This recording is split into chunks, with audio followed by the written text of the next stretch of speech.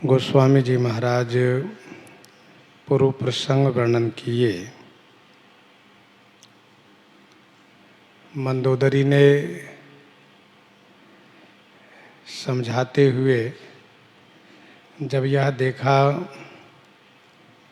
कि मेरे स्वामी मेरी बात को अनसुनी कर रहे हैं, तब उन्होंने बड़े दुख के साथ कहा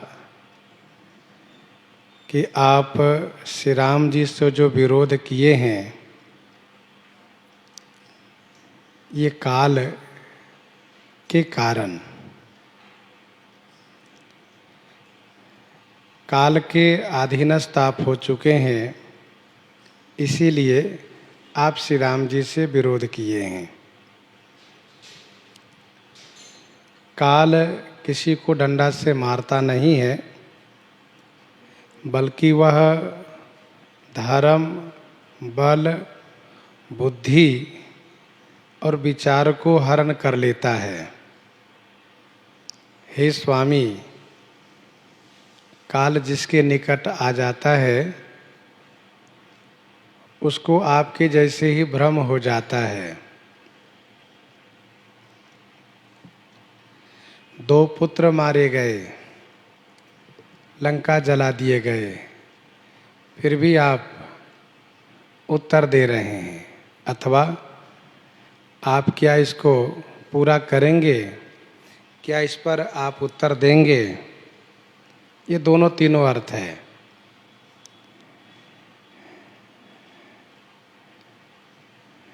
कृपा के सागर श्री रघुनाथ जी को भजन करके आप निर्मल जस प्राप्त कर लीजिए। गोस्वामी जी कहते हैं, नारी बचन सुनी बिसिख समाना, सभा गयो उठे होत बिहाना। नारी बचन सुनि बिसिख समाना।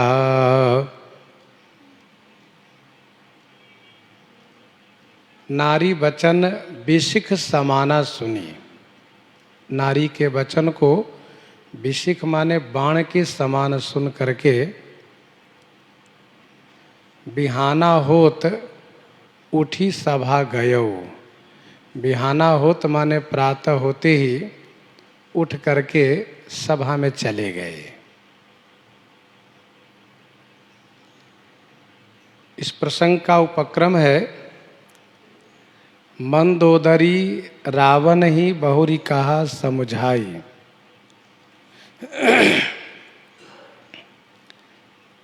मंदोदरी रावण ही बहुरी कहा समझान। यहाँ उपसंहार लगा, अर्थात रावण संध्या काल में बिलखते हुए अपने महल में गया, तो मंदोदरी ने इनको समझाना प्रारंभ किया और समझाने वाला क्रम अब पूरा हुआ। नारी के वचन रावण को बाण के जैसे लगा। जैसे बाण लगने से वाणी बंद हो जाती है, वैसे ही रावण की बोलती बंद हो गई। रावण कुछ बोला नहीं। प्रातः होते ही उठ करके वह सभा में चला गया।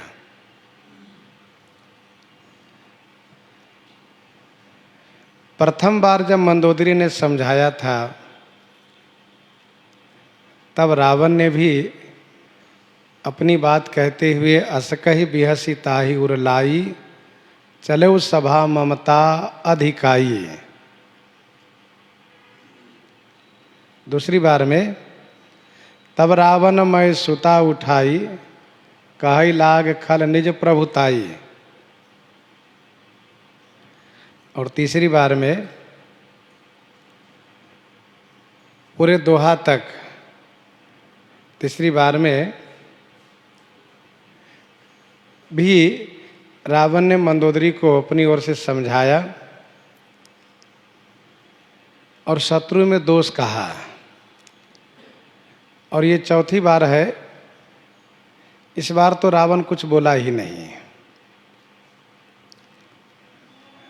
प्रातः होते ही उठ करके सभा में चला गया। बैठ जाई सिंहासन फूली, अति अभिमान त्रास सब भूली। बैठ जाई सिंहासन फूली।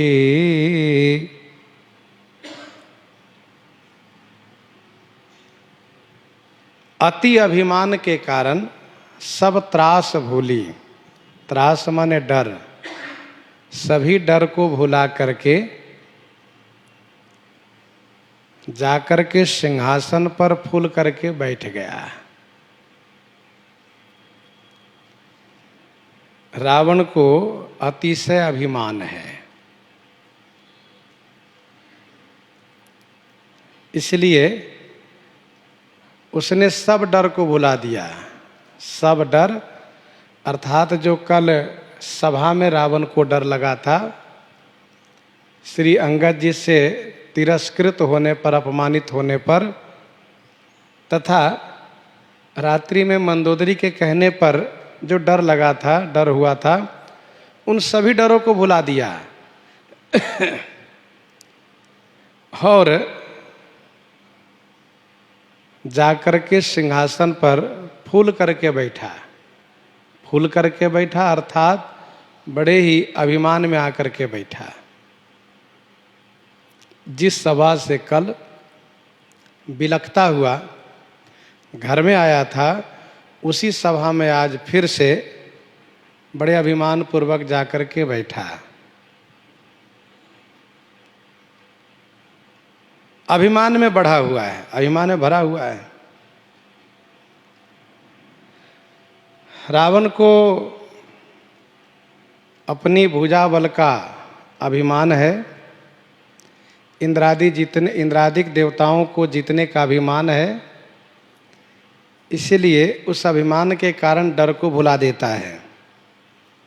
गोस्वामी जी महाराज आगे कहते हैं कि यहाँ राम अंगद ही बोलावा, यहाँ राम अंगद ही बोलावा, आए चरण पंकज सिर नावा, आए चरण पंकज सिर नावा, यहाँ राम अंगद ही बोलावा।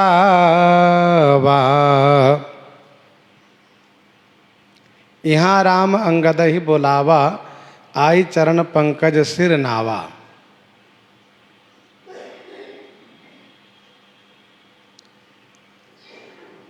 यहाँ गोस्वामी जी महाराज यहाँ शब्द को प्रयोग करके यह सूचित कर रहे हैं कि मैं श्री राम जी के पास हूँ। यहाँ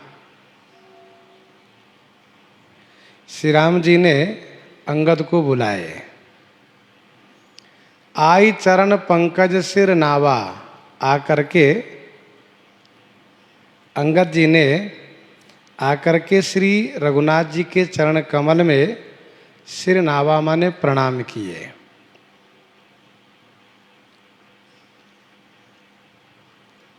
यहाँ राम अंगद ही बोलावा, आई चरण पंकज सिर नावा।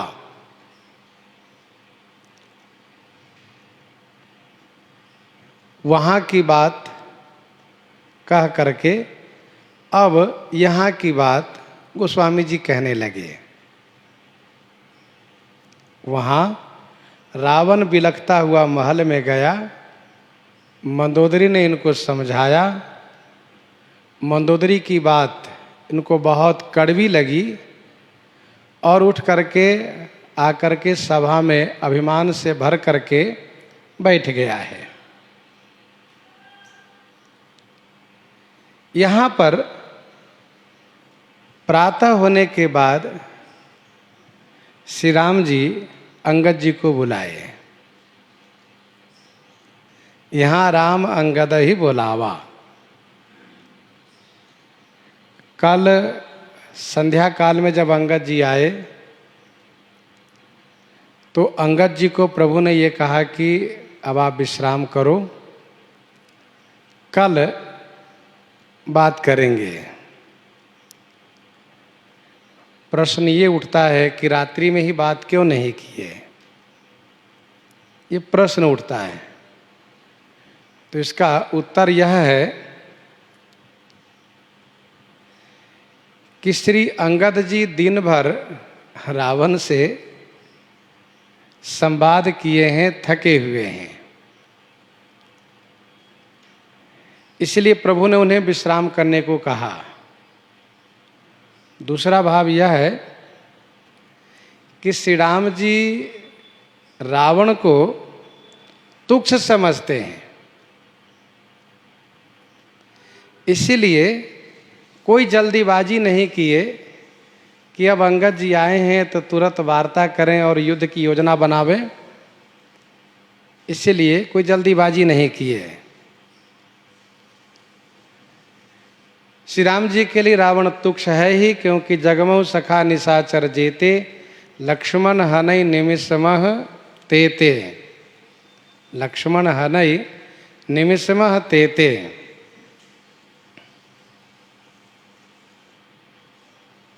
तीसरा भाव यह है कि संध्या काल में सभी युद्धपति लोग अपने अपने निवास स्थान में थे। श्री राम जी चाहते हैं कि युद्धपतियों के उपस्थिति में वार्ता हो, जिससे कि सबको मालूम हो कि अंगद क्या करके वहाँ से आए हैं। मतलब क्या करके, अर्थात किस प्रकार से रावण के मान को मर्दन करके आए हैं। चौथा इसका समाधान ये है, चौथा भाव यह है कि संध्या का समय हो चुका था, और संध्या का समय होने का मतलब संध्या बंदन का समय था, और यदि वार्ता शुरू करते तो स्वाभाविक है कि देरी होती। तो जो संध्या बंदन का समय है, नित्य नियम का समय है, उस समय में कोई और बातें नहीं होनी चाहिए। पांचवा भाव यह है, नीति कहती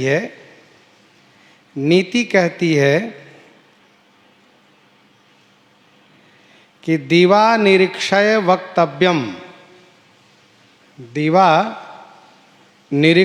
वक्तव्यम रात्रौ नैव च। अर्थात सूर्य देख करके राजनीति संबंधित अथवा कोई गंभीर वार्ता हो, गंभीर कोई समस्या हो, तो दिन देख करके वार्ता करनी चाहिए। सूर्य को देख करके, दिन में ही भगवान सूर्य को देख करके तब राजनीति संबंधित वार्ता करनी चाहिए, गंभीर वार्ता करनी चाहिए। रात्रि में नहीं, क्योंकि रात्रि में आवाज़ बहुत दूर तक जाती है। रात्रि में आवाज़ बहुत दूर तक जाती है और दिन में आवाज़ बहुत दूर तक नहीं जाती है। तो श्री राम जी रात्रि में वार्ता न करके, क्योंकि श्री राम जी नीति मर्यादा के प्रतिपालक हैं, और फिर श्री राम जी प्रातः होते ही नित्य नियम से निवृत्त होने के बाद अंगद जी को बुलाए। अंगद जी पास में नहीं थे, यदि पास में होते तो बुलाना नहीं पड़ता।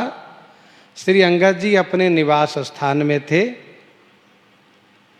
बड़ी संख्या में सेना है और जो प्रमुख लोग हैं, युद्धपति, मंत्री, उन सब के लिए विशेष निवास स्थान बनाए गए हैं। तो श्री अंगद जी को श्री राम जी बुलाए, वे आए और आकर के श्री राम जी के चरण कमल में वंदन प्रणाम किए। अति आदर समीप बैठारी, अति आदर समीप बैठारी, बोले बिहसी कृपाल खरारी, अति आदर समीप बैठारी। अति आदर समीप बैठारी, बोले बिहसी कृपाल खरारी। कृपालु खरारी, अति आदर समीप बैठारी, बिहसी बोले। कृपालु दयालु भक्त वत्सल, खरारी माने खर के शत्रु। भगवान श्री राम जी श्री अंगद जी को अति आदर के साथ, अति आदर अर्थात अति स्नेह के साथ समीप बैठारी, पास में बैठाए और फिर हंसते हुए बोले। अति आदर समीप बैठारी, बोले बिहसी कृपाल खरारी।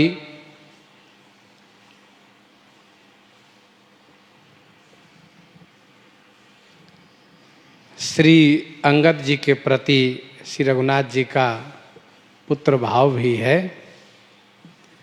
और श्री अंगद जी जो कार्य करके आए हैं उस कार्य के अनुरूप श्री रघुनाथ जी उनको आदर देते हुए, अर्थात जब श्री अंगद जी ने श्री राम जी के चरण कमल में वंदन प्रणाम किए तो श्री राम जी उनको हृदय से लगाए और फिर हाथ पकड़ करके अपने समीप में बैठाए, बिल्कुल पास से बैठा लिए और हंसते हुए प्रभु ने पूछना शुरू किया। जैसे कपि उठाई प्रभु हृदय लगावा, कपि उठाई प्रभु हृदय लगावा, कर गही परम निकट बैठावा, वैसे ही सैन ही रघुपति लखन निवारे। जैसे लक्ष्मण जी को रोक करके और बड़े स्नेह के साथ बैठा लिए, वैसे ही तो अति स्नेह है, प्रेम समेत निकट बैठा रे। जानी प्रिया आदर अति किन्हा, वाम भाग आसन हरि दीन्हा, वाम भाग आसन हरि दीन्हा। तो अति आदर के संदर्भ में आपने उदाहरण सुना। श्री रघुनाथ जी श्री अंगद जी को बहुत आदर देते हुए, आइए युवराज अंगद आइए, और बड़े स्नेह के साथ पास में बैठा करके हंसते हुए प्रभु ने कहा। हंसते हुए बोलने का भाव यह है कि अपनी कृपा को प्रकट करते हुए बोले। हंसना यद्यपि माया का विस्तार करना होता है, लेकिन सब जगह नहीं, कहीं कहीं हंसना कृपा का विस्तार करना होता है। हृदय अनुग्रह इंदु प्रकाशा, सोचत किरण मनोहर हासा। हमारे श्री राम जी का यह सुंदर स्वभाव है। स्मित वक्त्रो, स्मित वक्त्रो मित भासी पूर्वभासी च राघवः। स्मित वक्त्रो मित भासी पूर्वभासी च राघवः। यह है हमारे श्री राम जी का स्वभाव। हंसते हुए बोलना और सीमित बोलना तथा पहले बोलना। पूर्वभाषी च राघव। अति आदर समीप बैठारी, बोले बिहसी कृपाल खरारी। बाली तनया कौतुक अति मोही, बाली तनया कौतुक अति मोही। तात सत्य कहूँ पूछऊँ तो ही, तात सत्य कहो पूछऊँ तो ही। बाली तनय कौतुक अति मोही, तात सत्य कहो पूछऊँ तो ही। हे बाली नंदन, मोही अति कौतुक, मुझे अति कौतुक माने अतिशय कौतुक लग रहा है। कौतुक माने आश्चर्य लग रहा है। हे तात, मैं तुमसे पूछ रहा हूं, सत्य कहो, सत्य बताओ। बाली तनय कौतुक अति मोही, तात सत्य कहूँ पूछऊँ तो ही। बाली नंदन, मुझे बड़ा आश्चर्य है। मोही अति कौतुक, मुझे अति कौतुक लग रहा है।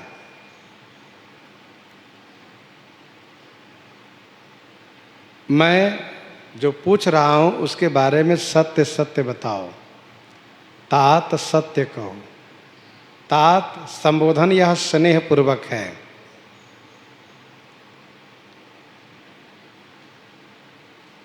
सत्य कहो। क्यों? अंगद जी झूठ बोलेंगे क्या? नहीं, झूठ तो नहीं बोलेंगे, लेकिन जो श्री राम जी पूछ रहे हैं इसमें अंगद जी की प्रशंसा है, अपनी बड़ाई है उनकी। तो अपनी बड़ाई कहने में, अपनी प्रशंसा कहने में सज्जन लोग, संत जन सकुचाते हैं। निजगुण श्रवण सुनत सकुचाही, बाली तनय कौतुक अति मोही। वैसे इस कांड के प्रारंभ से ही कौतुक हो रहा है। एक कौतुक वह हुआ, कौन?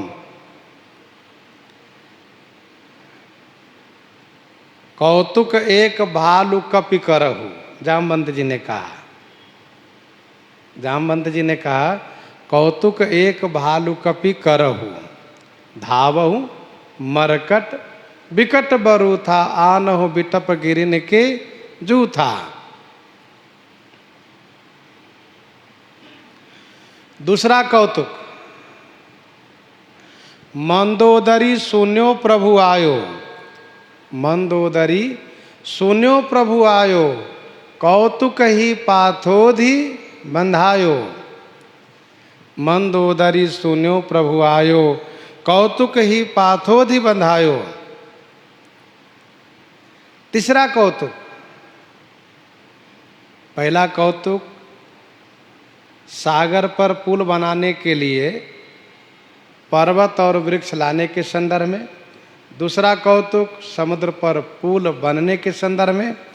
तीसरा कौतुक, जब श्री राम जी की सेना ने प्रस्थान किया तो जलचर जीव प्रकट हुए। अस कौतुक बिलो के दो भाई, ऐसे जलचर जीव प्रकट हुए कि उन जलचर के माध्यम से सेना पार होने लगी। अस कौतुक बिलो के दो भाई। चौथा कौतुक कब हुआ? जब रावण नृत्य गायन को अवलोकन कर रहा था, उस समय में हुआ। भगवान श्री राम का बाण गया और अस कौतुक करी राम सर प्रविशे आई निसंग। श्री राम जी के बाण ने कौतुक किया। और पांचवा कौतुक यहाँ पर है, बालितनय कौतुकयते मोहि तात सत्य कहू पूछऊं तो ही रावण जातो धान कुलटिका। रावण जातो धान कुलटिका भुजबल यतुल जासु जगलिका।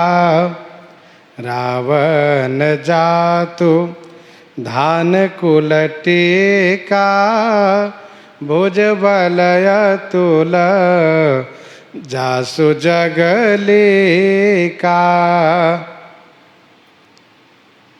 रावण जातु धान कुल टीका भुजबल अतुल जासु जगलिका।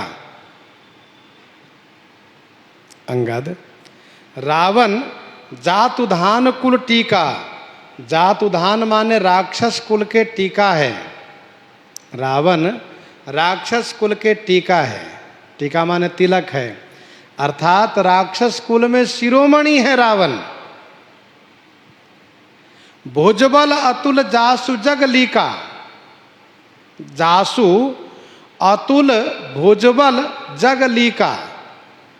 जासु माने जिनके अतुलनीय भुजबल की, जगत में लिका माने प्रसिद्धि है।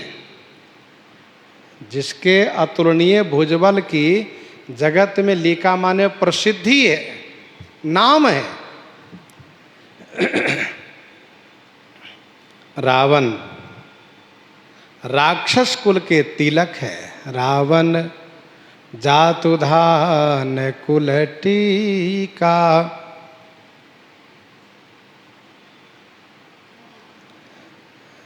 एक तो उसका नाम रावण है, जो सबको रुलाने वाला है, रावण। दूसरे में वह राक्षस कुल में शिरोमणि है। तीसरे में अतुलनीय भुजबल वाला है। अतुलनीय भुजबल वाला है। जगत में उसकी प्रसिद्धि है कि रावण बहुत बड़े बलवान है। भुजबल विश्व वश्य करी राखेसि कौन स्वतंत्र। भुजबल विश्व वश्य करी राखेसि कौन स्वतंत्र। मंडलीक मणि रावण राज करई निज मंत्र।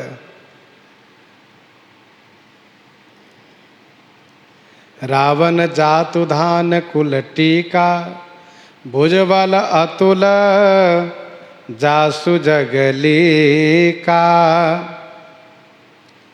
तासु मुकुट तुम चारि चलाए। तासु मुकुट तुम चारि चलाए। कहु तात कवनि विधि पाए। तासु मुकुट तुम चारि चलाए। कहु तात कवनि विधि पाए। तुम तासु चारि मुकुट चलाए। तुम तासु माने उसके चार मुकुट मेरे पास चलाए माने फेंके, भेजे। हे तात बताओ, कहु तात कवनी विधि पाए। कवनी विधि माने किस प्रकार से पाए? कहु तात कवनी विधि पाए। तासु मुकुट तुम चारि चलाए, कहु तात कवनी विधि पाए।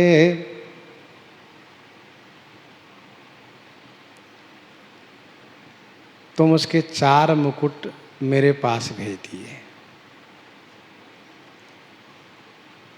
तात, मुझे ये समझ में नहीं आता है कि कैसे छीन लिए मुकुट, जो स्वयं अतुलनीय बाहुबल से संपन्न है, अतुलनीय भुजबल वाला है,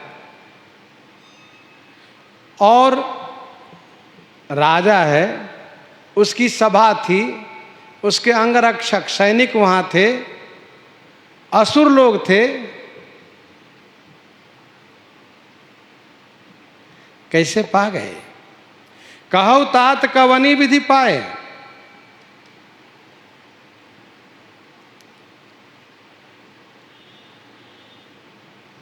तासु मुकुट तुम चारि चलाए, कहु तात कवनी विधि पाए। कुछ लोग कहते हैं कि श्री रघुनाथ जी श्री अंगद जी की परीक्षा ले रहे हैं, परंतु ऐसा नहीं है। श्री राम जी परीक्षा नहीं ले रहे हैं, बल्कि श्री राम जी पूछने के बहाने से श्री अंगद जी के जस को फैला रहे हैं, श्री अंगद जी के जस को विस्तार कर रहे हैं।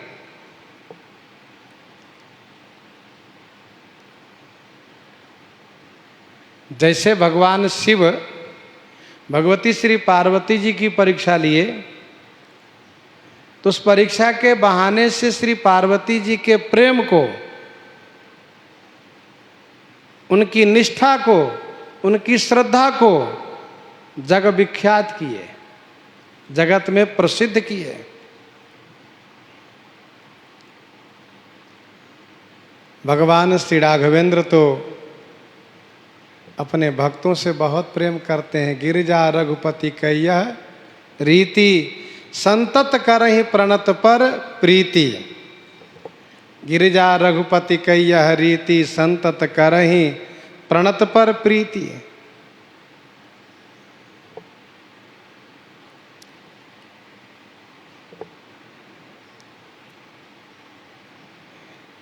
प्रभु ने कहा कि कैसे पाए? तब श्री अंगद जी ने कहा, सुनु सर्वज्ञ प्रणत सुखकारी, सुनु सर्वज्ञ प्रणत सुखकारी, मुकुट न होहि भूप गुण चारी। सुनु सर्वज्ञ प्रणत सुखकारी,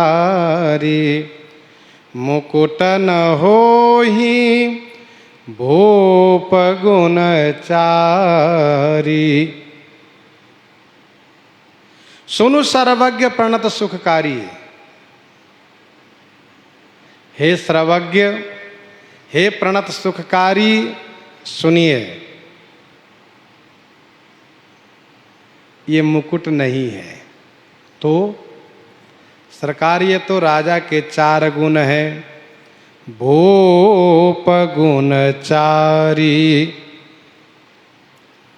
श्री अंगद जी कहते हैं, हे सर्वज्ञ, सर्वज्ञ माने आप सब जानते हैं, सर्वज्ञ माने आप सब जानते हैं, आपसे कुछ भी छुपा हुआ नहीं है। यह मुकुट कैसे प्राप्त हुए, इसको आप सब जानते हैं। यदि श्री राम जी यह कहते हैं कि यदि मैं जानता तो मैं पूछता क्यों, तो इसका उत्तर भी श्री अंगद जी दिए कि जान करके जो आप पूछ रहे हैं इसमें आप अपने भक्त को सुख देने के लिए प्रणत सुखकारी, प्रणत सुखकारी। सुनु सर्वज्ञ प्रणत सुखकारी, मुकुट न होहि भूप गुणचारी। ये मुकुट नहीं है, ये तो राजा के 4 गुण हैं। कौन कौन गुण हैं? श्री अंगद जी कहते हैं साम दाम, साम दाम अरुदंड विभेदा, साम दाम अरुदंड विभेदा, निरपौरवसहि नाथ कह वेदा। साम दाम अरुदंड विभेदा, निरपौरवसहि नाथ कह वेदा। साम दाम अरुदंड विभेदा, निरपौरवसहि नाथ कह वेदा।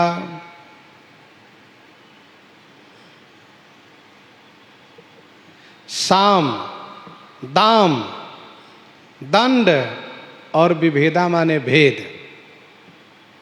हे नाथ वेदा कह, वेद कहते हैं कि निरपौरवसहि, ये 4 गुण राजा के हृदय में बसते हैं। साम दाम अरुदंड विभेदा, निरपौरवसहि नाथ कह वेदा।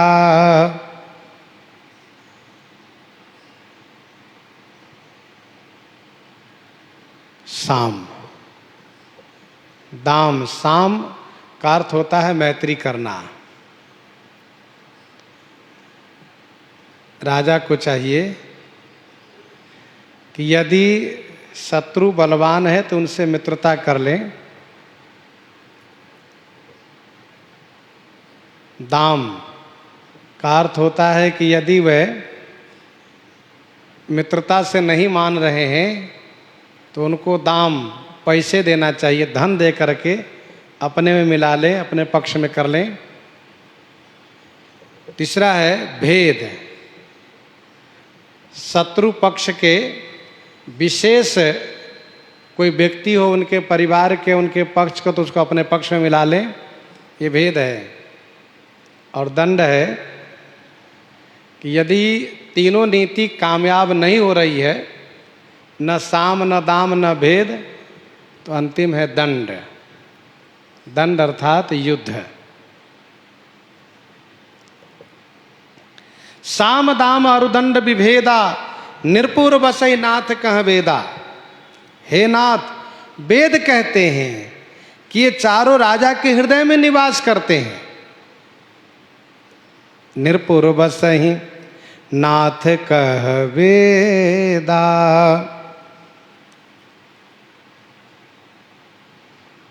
साम दाम अरुदंड विभेदा, निरपौरवसहि नाथ कह वेदा।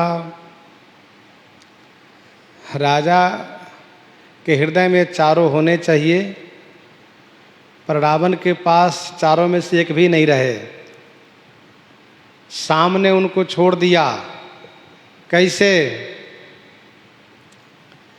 तो उन्होंने आपसे मिला नहीं,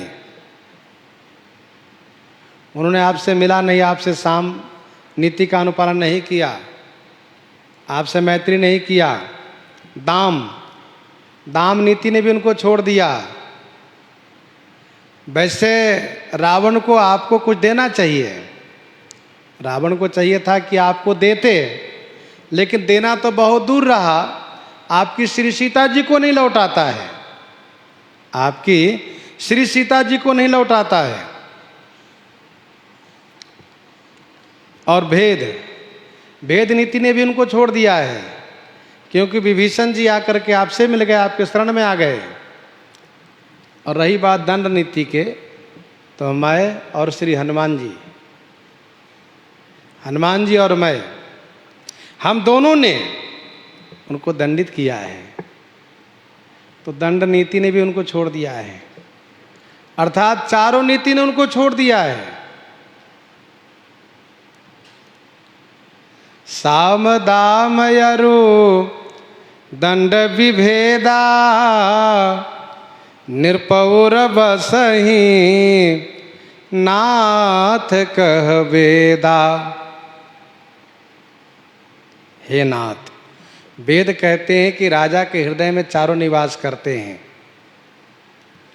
और रावण के हृदय में चारों में से एक भी नहीं है। चारों ने उनको छोड़ दिए हैं। इसलिए श्री अंगद जी ने कहा कि यह मुकुट नहीं है, ये राजा के 4 गुण हैं। नीति धर्म के चरण सुहाए, नीति धर्म के चरण सुहाए, अस जिए जानी नाथ पहियाए। नीति धर्म के चरण सुहाए, अस जिए जानी नाथ पहियाए। ये नीति धर्म के सुहाए चरण है। नीति, चारों नीति धर्म के सुंदर चरण है।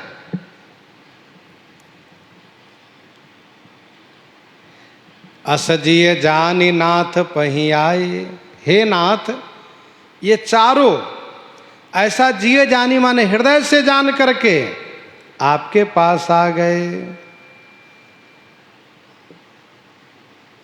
नीति धर्म के चरण सुहाए, अस जिए जानी नाथ पहियाए।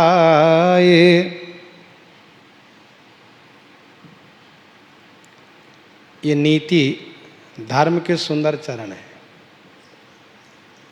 आज भी इन नीति का उपयोग सभी के जीवन में किसी न किसी रूप में हुआ करता है।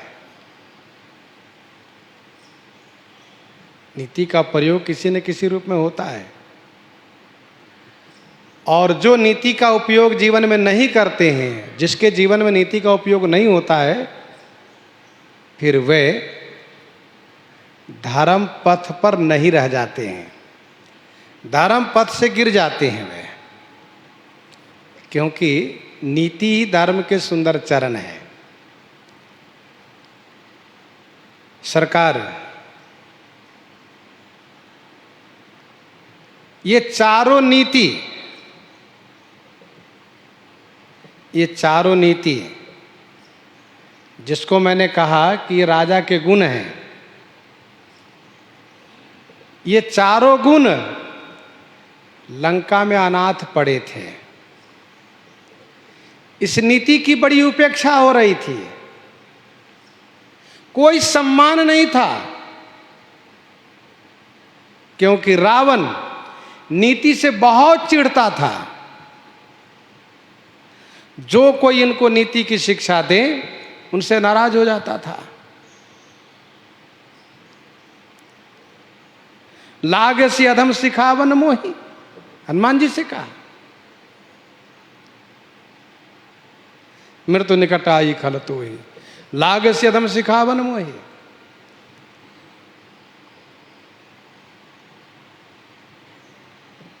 जो भी नीति की बात करता हो, चाहे उनके नाना हो, चाहे बेटे हो, भाई हो, पत्नी हो, सब पर चिढ़ता है वह। सरकार, विभीषण जी को आप राजा बना चुके हैं, विभीषण जी को राजा बना चुके हैं।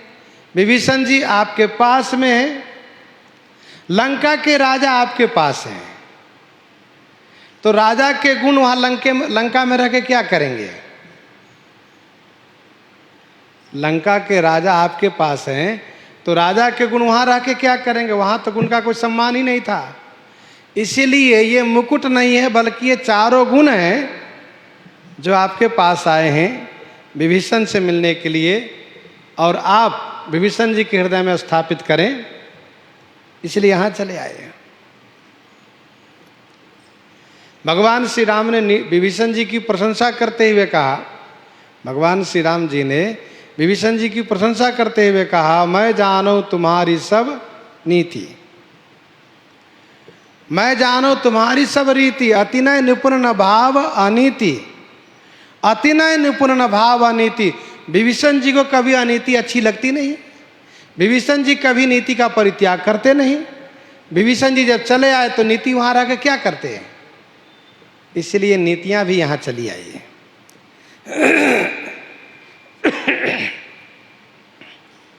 धर्महीन प्रभु पद विमुख,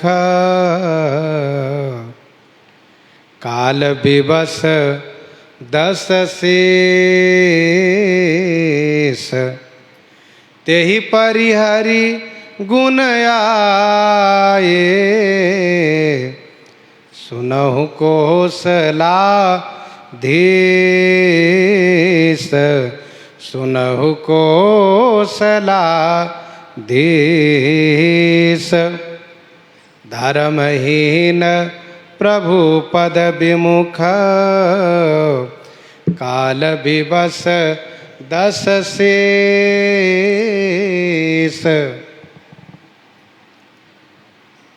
सरकार, हे कौशलाधीश सुनो, हे कौशलाधीश, कौशल के अधिपति अयोध्या नरेश, कौशलेश, हे राघव सुनिए, दस शीस धर्महीन हो चुका है, दस शीस आपके पद से विमुख हो चुका है, दस शीस काल के अधीनस्थ हो चुका है, इसलिए तेहि परिहरि गुण आए।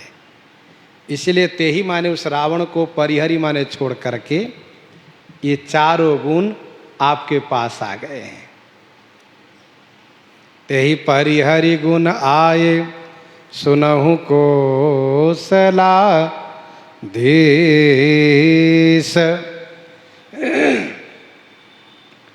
धर्महीन प्रभु पद विमुख, काल विवश दस शेष।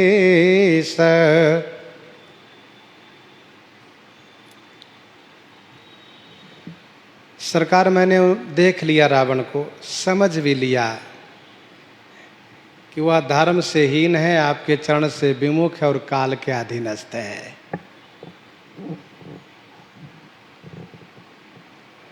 अतिशय देखी धर्म कई ग्लानि, परम सभित धरा अकुलानि। रावण ने अधर्म का इतना विस्तार किया कि धर्म को समाप्त कर दिया। अस भ्रष्टाचारा भासंसारा, धर्म सुनिए नहीं काना। अस भ्रष्टाचारा भास, सो सब करहि वेद प्रतिकूला। इसलिए रावण धर्म से हीन है और आपके श्री चरण से विमुख है। अहह कंत कृत राम विरोधा, अहह कंत कृत राम विरोधा, काल विवश मन उपज न बोधा।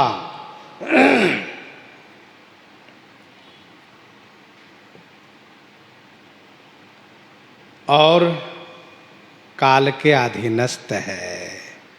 सुनसुत भयउ काल वश रावण, सुनसुत भयउ काल वश रावण, सो कि मान अब परम सिखावन।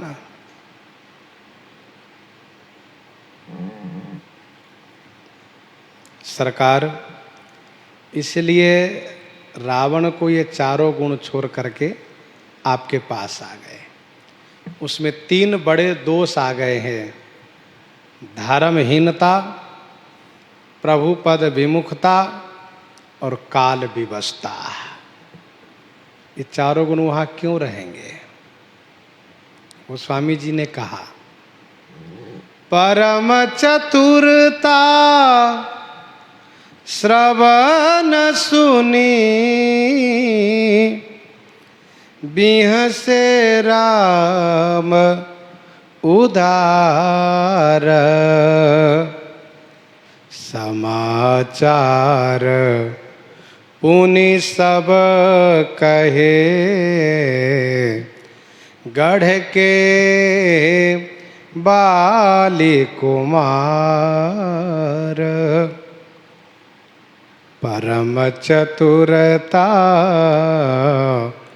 श्रवण सुनी, बिहसे राम उदार। उदार श्री राम जी अंगद की परम चतुरता श्रवण सुनी, बिहसे। उदार श्री राम जी अंगद की परम चतुरता श्रवण कानों से सुन करके, बिहसे माने विशेष रूप से हंसने लगे। समाचार पुनि सब कहे, गढ़ के बाली कुमार। बाली कुमार पुनि गढ़ के सब समाचार कहे। बाली कुमार श्री अंगद जी पुनि माने फिर, गढ़ माने किला के लंका, किला के लंका दुर्ग के सब समाचार सुनाए। श्री राम जी ने अंगद जी को पहले ही कहा था, बहुत बुझाई तुम्हि का कहूँ, परम चतुर मैं जानत अहूँ। परम चतुर मैं जानत अहूँ।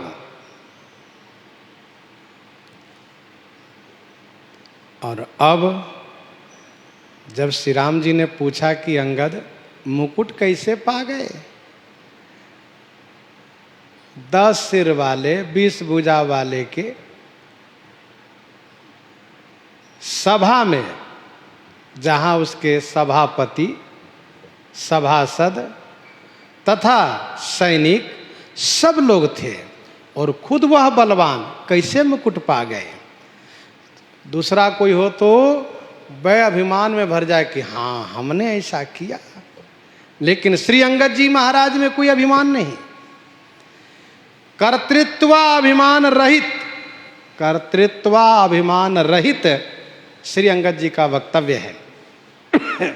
अंगद जी ने कहा ये मुकुट नहीं, राजा के गुण हैं और इसको हम नहीं भेजे हैं, ये स्वयं आपके पास आए हैं। और ये गुण कौन है? साम दाम भेद दंड। सरकार, रावण को छोड़ दिया इन गुणों ने। गोस्वामी जी कहते हैं श्री अंगद जी की यह वाक्य पटुता, परम चतुरता सुन करके श्री राम जी हंसने लगे। अंगद जी के वक्तव्य में यह स्पष्ट हो रहा है क्या? श्री अंगद जी ऐसा मानते हैं कि हम तो निमित्त है, बाकी तो सब श्री राम जी करते हैं, स्वयं सिद्ध सब काज। क्योंकि पशुनाचत सुख पाठ प्रवीणा, पशुनाचत सुख पाठ प्रवीणा, गुणगति नट पाठक आधीना। पशुनाचत सुख पाठ प्रवीणा, गुणगति नट पाठक आधीना। नट पाठक आधीना उसका गुण है। वैसे ही हम तो दास हैं, सेवक हैं हम। भगवान श्री राघवेंद्र ने श्री हनुमान जी से पूछा, कहु कपि रावण पालित लंका, कही विधि दयो दुर्गति बंका। हनुमान कैसे लंका जला दिए? हनुमान जी ने भी बड़ी विनम्रता के साथ इस बात को स्पष्ट किया। उन्होंने कहा, हम तो शाखा मृग है, बंदरों का पुरुषार्थी कितना, इस डाली से उस डाली पर जाना। सरकार, समुद्र लांघना, लंका जलाना, राक्षसों को मारना, बाग उजारना, ये सब हम बंदरों का काम नहीं है, तो ये सब आपके प्रताप ने किए हैं, हम कहाँ कर सकते हैं सब काम। श्री हनुमान जी इस प्रकार से हृदय से सरकार से प्रार्थना कर रहे हैं। वैसे अंगद जी महाराज भगवान श्री राघवेंद्र के प्रताप, प्रभु प्रताप उर सहज शंका, इसलिए परम चतुरता श्रवण सुनी विहसे राम उदार। श्री राम जी उदार हैं। सुनहु उदार सहज रघुनायक, सुनहु उदार सहज रघुनायक, सुंदर अगम सुगम वर दायक। उदार है प्रभु, ऐसो को उदार जग माही, ऐसो को उदार जग माही, बिनु सेवा जो द्रवै दीन पर, राम सरिस को नाही। मैंने पत्रिका 162 में गोस्वामी जी ने लिखा, जो गति जोग विराग जतन करी, नहीं पावत मुनि ज्ञानी, सो गति देत गिद्ध सबरी, कहाँ प्रभु न बहुत जिय जानी। जो संपत्ति दशीष आरोपी करी, रावण शिव पहिली नहीं, सोई संपदा विभीषण कहयति, सकुच सहित हरि दीन्ही। तुलसीदास भांति सकल सुख, जो चाहसी मन मेरो, तो भजु राम, काम सब पूरन करई कृपा निधि तेरो। बिहसे राम उदार। फिर इसके बाद बाली कुमार, क्योंकि बाली के पुत्र हैं, एक राजा के पुत्र होने के नाते राजनीति को भली भांति जानते हैं, राजनीति संबंधित श्री अंगद जी को यथार्थ बोध है। इसीलिए वाली कुमार गोस्वामी जी ने नाम लिया। वाली के पुत्र युवराज अंगद ने किले का सब समाचार कहा। सब समाचार वैसे श्रीमद् वाल्मीकि रामायण में हनुमान जी सब समाचार सुनाए हैं, तथा विभीषण जी ने जो समाचार कहा है, गोस्वामी जी कहते हैं अंगद जी भी समाचार सुनाए। हनुमान जी ने तो दुर्ग, सेना, अस्त्र शस्त्र सब के बारे में कहा है। श्री अंगद जी महाराज जो सुनाए हैं श्रीमद् वाल्मीकि रामायण में, विभीषण जी ने जो कहा है उससे मिलता जुलता है। अंगद जी ने कहा, सरकार, लंका एक मजबूत किला है, लंका में प्रवेश करने के लिए 4 द्वार है। लंका में प्रवेश करने के लिए 4 द्वार है, और चारों द्वार सुभटों से, सैनिकों से रक्षित है। पूरब द्वार प्रहस्त द्वारा रक्षित है, दक्षिण द्वार महापार्श्व महोदर द्वारा रक्षित है, पश्चिम द्वार महाबली इंद्रजीत के द्वारा, मेघनाद के द्वारा रक्षित है, और उत्तर द्वार की रक्षा रावण स्वयं करता है। प्रहस्त, बड़ी संख्या में सेना लेकर के पूरब द्वार को घेरा हुआ है। महापार्श्व महोदर बड़ी संख्या में सेना लेकर के दक्षिण द्वार को घेरा हुआ है।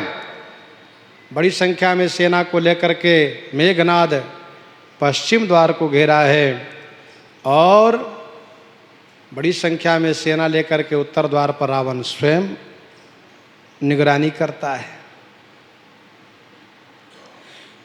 मध्य में, लंका के मध्य में विरूपाक्ष नाम का एक महान सेनापति है, युद्धपति, जो बड़ी संख्या में सेना को लेकर के रहता है। और वह बीच में इसलिए है कि जिस द्वार पर सैनिक कमजोर होंगे उस द्वार पर भेजा जाएगा, उस द्वार पर डट के मुकाबला करेंगे, इसलिए बीच में ये सेना का दल है। समाचार पुण्य सब कहे गढ़ के बाल कुमार,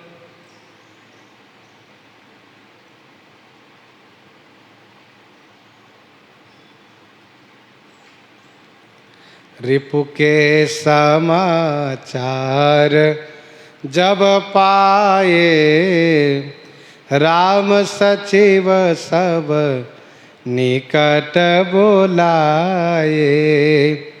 रिपु के समाचार जब पाए, राम सचिव सब निकट बोलाए। रिपु के समाचार जब पाए, रिपु के अर्थात शत्रु के जब सब समाचार पा गए तो राम सचिव सब निकट बोलाए। श्री राम जी अपने सभी मंत्रियों को अपने पास में बुला लिए। जब श्री राम जी शत्रु रावण के सब समाचार प्राप्त कर लिए तो अपने सभी मंत्रियों को पास में बुलाए और प्रभु ने कहा, लंका बांके चारि दुआरा, लंका बांके चारि दुआरा, केहि विधि लागिए करहु विचारा, केहि विधि लागिए करहु विचारा। लंका बांके चारि दुआरा, लंका बांके चारि दुआरा।